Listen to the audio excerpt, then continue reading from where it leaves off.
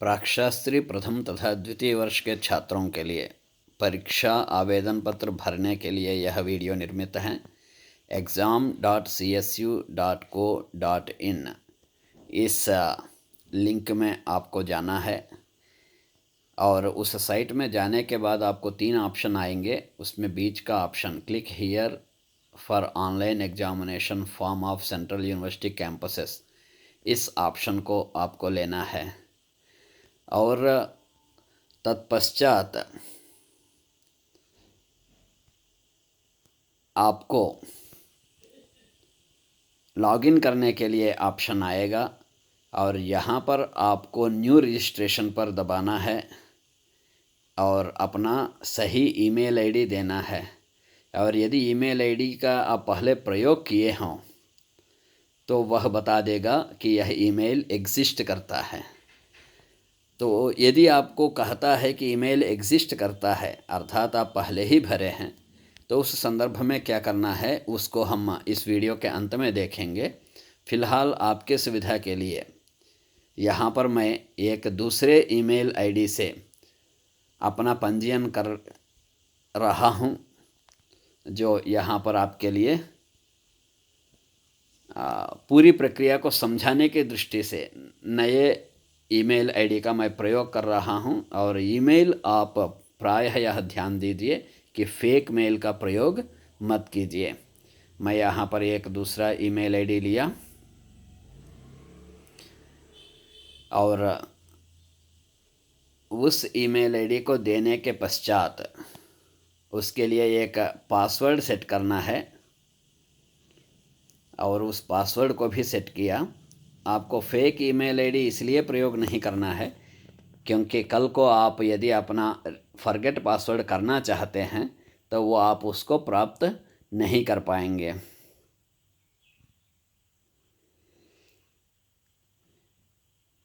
यहाँ पर मैं पासवर्ड का निर्माण कर लिया। तत्पश्चात मोबाइल नंबर दिया तो वह मोबाइल नंबर भी कहता है कि यह पहले से एग्जिस्ट है, तो मैं उसको मिटाकर मेरा दूसरा मोबाइल नंबर यहाँ पर दिया।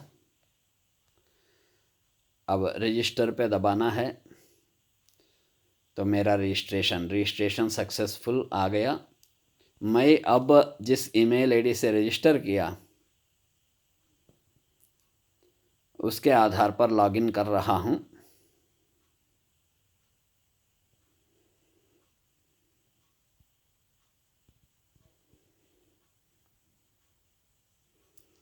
लॉगिन करने के पश्चात click here for online examination form, यहाँ क्लिक करना है। कैंपस सेलेक्ट करना है, वेदव्यास कैंपस। और यदि आप प्राक्शास्त्री प्रथम वर्ष के हैं तो प्रथम वर्ष का चयन कीजिए, द्वितीय वर्ष के हैं तो द्वितीय वर्ष चयन कीजिए। शिक्षा शास्त्री वाले भी इसका प्रयोग कर सकते हैं। यहाँ नाम मैं रजिस्ट्रेशन के समय में दिया था वही नाम यहाँ पर सामने आ गया है। यदि नाम में कोई त्रुटि होगा, कोई गड़बड़ी होगा तो मैं यहाँ पर उसको भी शुद्ध कर सकता हूँ। आप यहाँ पर नाम को पूरा मिटा के फिर दोबारा भी आप उसको टाइप कर सकते हैं। ध्यान रखिए आपके प्रमाण पत्र में जैसे नाम है वैसे ही यहाँ पर टाइप कीजिए। और यहाँ देवनागरी में मैं फिर मेरा नाम दे रहा हूँ। आपको यहाँ पर अपना फ़ोटो और अपना सिग्नेचर का फ़ोटो अपलोड करना होता है। वह 50 KB से फाइल ज़्यादा बड़ा नहीं हो सकता है, अतः पहले ही निर्माण करके रखिए। मैं उदाहरण के लिए यहाँ पर एक फ़ोटो को डाल रहा हूँ जो 50 KB से कम है। यह केवल आपको दर्शाने के लिए मैं फ़ोटो डाल रहा हूँ। आप अपना ध्यान रखिए, अपना फ़ोटो और अपना सिग्नेचर पहले से ही तैयार कर रखेंगे और इसमें इस प्रकार से आप अपलोड करेंगे।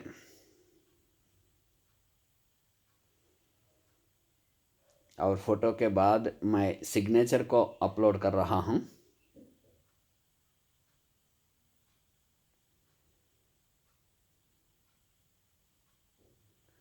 ये भी केवल आपको दर्शाने के लिए एक किसी एक चित्र को मैं यहाँ पर अपलोड कर रहा हूँ। यहाँ आपको अपना सिग्नेचर अपलोड करना है। तत्पश्चात अपने पिताजी का नाम अंग्रेजी में और हिंदी में अर्थात देवनागरी में, और माताजी का नाम अंग्रेजी में और हिंदी में आपको यहाँ टंकित करना है। और हिंदी जो टाइप नहीं कर सकते हैं उनके लिए एक वहाँ पर लिंक दिया हुआ है, उसका भी प्रयोग कर सकते हैं। उसके बाद आपको जन्म दिनांक प्रमाण पत्र के आधार पर आपका जो डेट ऑफ बर्थ है उसको डेट, महीना और ईयर यहाँ पर अलग अलग कोष्ठक हैं उसमें अंकित करना है।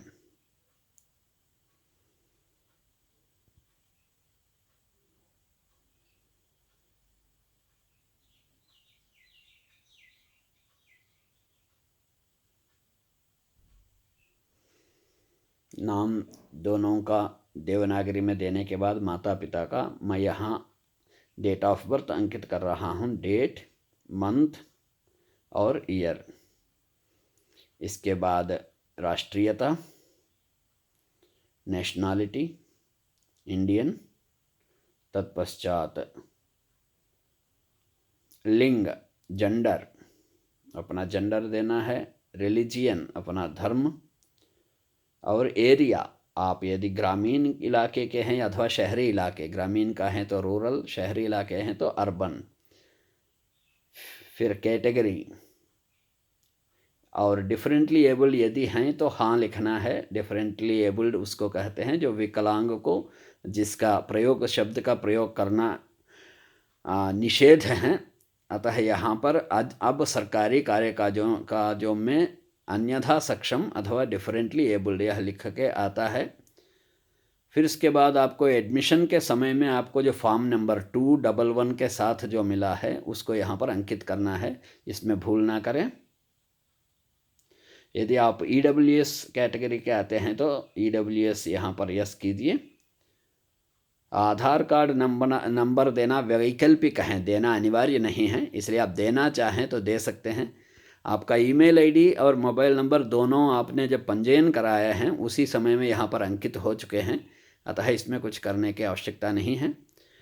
अब यहाँ पर आपका स्थायी संकेत, परमानेंट एड्रेस और आपका पोस्टल एड्रेस दोनों मांगा हुआ है। मैं वर्तमान में जहाँ हूँ हिमाचल में वहीं का एड्रेस डाल रहा हूँ। नलेटी,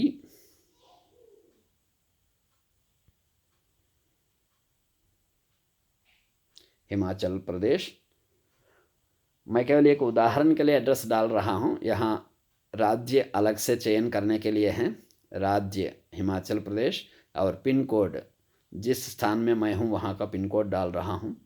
और मैं पत्राचार के लिए पोस्टल एड्रेस में भी यही पते का प्रयोग करना चाहता हूँ, इसलिए मैं उसी को यहाँ पर अंकित कर रहा हूँ।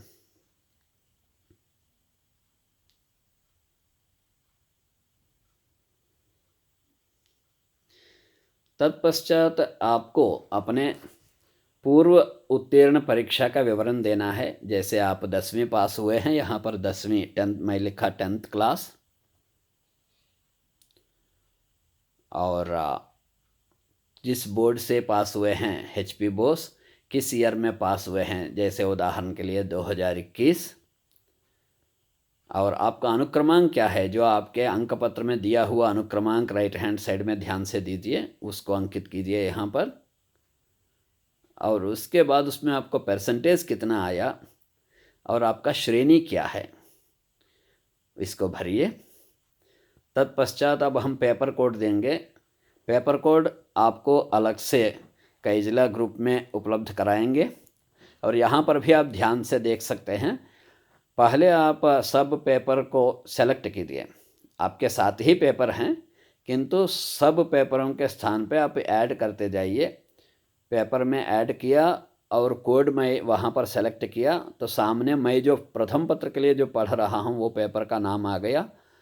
इसी तरीके से हर एक पेपर को जोड़ना है और ध्यान रखना है कि आप जो उस पेपर के अंतर्गत जो पढ़ रहे हैं वही सामने आया है कि नहीं। यदि नहीं आया है तो यह ध्यान रखना है कि आपका कोड गलत है। जैसे आपका चतुर्थ पेपर में हिंदी है वहाँ पर बहुत विकल्प दिए जाएंगे। बाकी स्थानों के जो लोग हैं, जहाँ जहाँ विकल्प चुने हुए हैं, डोंगरी भाषा है, बंगला भाषा है, ऐसे, तो आपके यहाँ पर आपके परिसर में हिंदी चलता है, अतः आप हिंदी कोड को चयन करेंगे। जो सबसे पहले ही होगा हिंदी कोड, सबसे पहला वाला ऑप्शन लीजिए, यह आया हिंदी। फिर उसके बाद 5वें पेपर में आपका इतिहास या अर्थशास्त्र हैं यहाँ पर। इसके अलावा भी विकल्प संस्थान विश्वविद्यालय में उपलब्ध हैं, तो आप अपना विकल्प को सही ढंग से चुनकर उसको दीजिए। जैसे मैं यहाँ चुना अर्थशास्त्र। और पंचम पत्र में यहाँ पर व्याकरण, साहित्य और ज्योतिष 3 विषय चलते हैं। तीनों में से आप जिस विषय का अध्ययन कर रहे हैं उसका यहाँ पर चयन कीजिए, और फिर यही विषय आपको द्वितीय वर्ष में भी पढ़ना होगा। और द्वितीय वर्ष के छात्र ये ध्यान रखिए, प्रथम वर्ष में जिस विषय को पढ़े हैं और जिसका उनको प्रमाण पत्र मिला है वही विषय यहाँ पर भरेंगे। और 7वां पेपर कॉमन है कंप्यूटर का। 8वां, 9वां, 10वां कोई पेपर नहीं है, अतः वहाँ NA ऑप्शन को लीजिए, नॉट अप्लीकेबल ऑप्शन को। फिर इसके बाद आपको क्या क्या प्रवेश पत्र परीक्षा पत्र के साथ जमा करना है वो विवरण दिया हुआ है। इसको सेलेक्ट नहीं करने पर आगे नहीं बढ़ सकते हैं, अतः इसको सेलेक्ट कर लीजिए। फिर यहाँ डिस्क्लेमर, माने यहाँ पर डिक्लेरेशन को आप सेलेक्ट कर लीजिए और सेव एंड प्रोसीड कीजिए। मैं सेव एंड प्रोसीड क्लिक किया और यहाँ पर ब्लैंक हो गया सब, यानी कोई एरर हुआ है। यहाँ पर एक कमी है इस एप्लीकेशन में कि कहाँ आप गलत भरे हैं ये ना बताकर सीधा ऐसे ब्लैंक हो जाता है, और वहाँ पर एक सिंटैक्स एरर को इस प्रकार से दिखाता है, जैसे मैं इसको आप सेलेक्ट किया। यहाँ पर सामने लिखा हुआ है कि एड्रेस लाइन में मेरी ओर से गलती हुआ, तो फिर मैं वापस जा रहा हूँ। वैसे जब वापस चलते हैं तो अधिकांश जो भरे हुए हैं वो सब गायब हो जाते हैं। और मैं लैपटॉप में हूँ, अतः मैं वापस जाता हूँ तो कुछ भरे हुए वहाँ पर मिलेंगे। और मोबाइल में ऐसे हो सकता है कि दोबारा आप exam.csu.co.in भरेंगे तो अधिकांश चीज़ वहाँ से गायब हो गए होंगे। फिर एक बार ध्यान से प्रारंभ से आपको भरना होगा, जैसे आपके परीक्षा कोड हो, आपका फ़ोटो है, ये सब वहाँ पर आपको मिलेंगे नहीं, न कैंपस का नाम।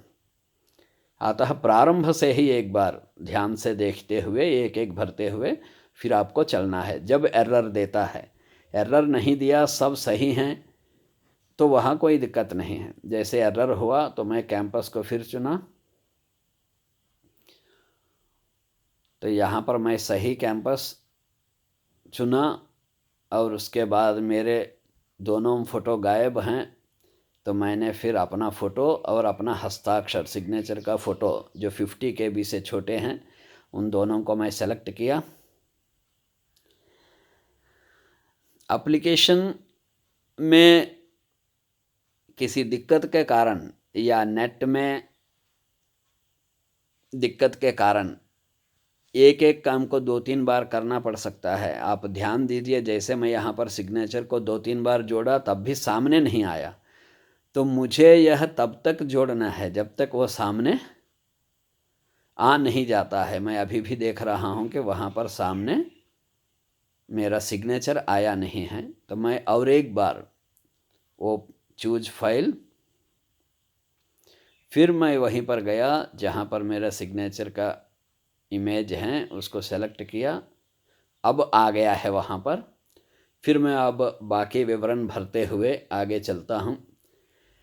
समस्या कहाँ है, वहाँ पर लिखा हुआ था पोस्टल कोड में, मैं यहाँ देवनागरी में लिखा था, तो यही एक कारण हो सकता है जिसके कारण वो एरर बता दिया। तो मैं अब मिटा देता हूँ, यहाँ देवनागरी में जो पोस्टल एड्रेस और परमानेंट एड्रेस दिया हूँ उसको मिटा के अंग्रेजी में लिखता हूँ। जो हिंदी में लिखा था उसी को, देवनागरी स्क्रिप्ट में जो लिखा था उसी को मैं दोबारा लिख रहा हूँ, नलेटी हिमाचल। और इस स्थान में भी जहाँ परमानेंट एड्रेस हैं वहाँ पर भी नलेटी हिमाचल लिख रहा हूँ।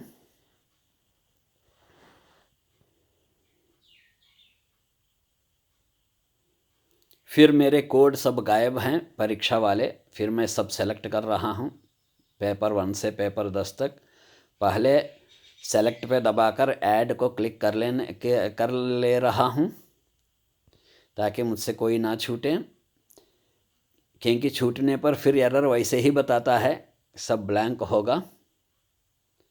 यहाँ पर मैं फर्स्ट पेपर का कोड, सेकंड पेपर का कोड, थर्ड पेपर का, फोर्थ पेपर का, फिफ्थ पेपर में दबाने पर कुछ नहीं आया, मतलब मैं सेलेक्ट में ऐड नहीं हुआ। फिर किया, फिर दबाया। इसी तरीके से sixth paper, seventh paper, 8th में NA, 9th में NA, 10 में NA किया और मैं आगे बढ़ा। यहाँ पर डिस्क्लेमर सेलेक्ट किया, सेव एंड प्रोसीड किया, मेरा जमा हो गया। Your examination form number is 5461। यह आ गया, मतलब जमा हो गया।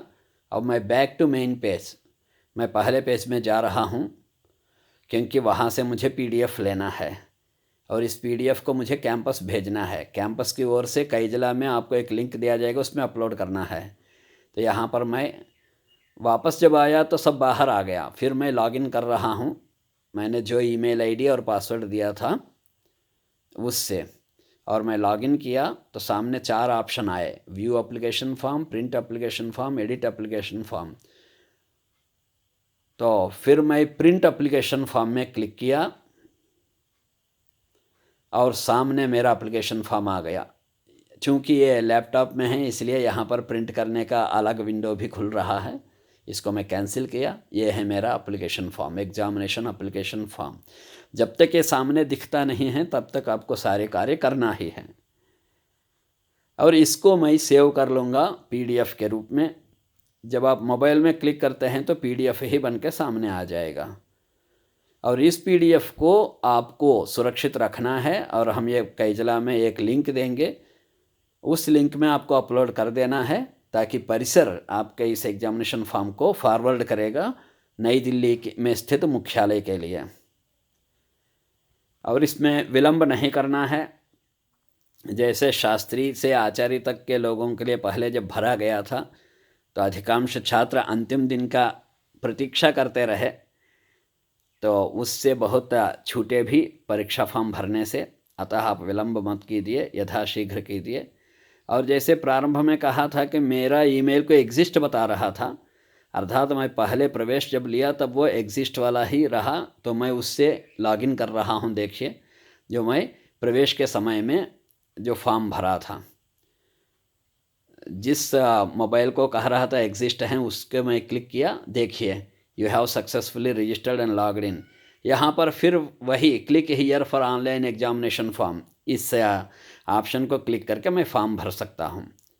अर्थात आप परीक्षा के प्रवेश के समय में जिस मेल से आप लॉगिन किए हैं, यदि वह आपको याद हो तो आप उसी से इसमें लॉगिन करके आप परीक्षा का फॉर्म भर सकते हैं।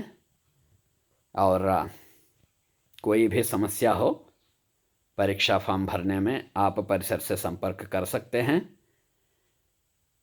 और आपको कोड्स आपके काइजला में उपलब्ध कराए जाएंगे आज के दिन, और आप यथाशीघ्र इस परीक्षा आवेदन पत्र को भरिए। धन्यवाद।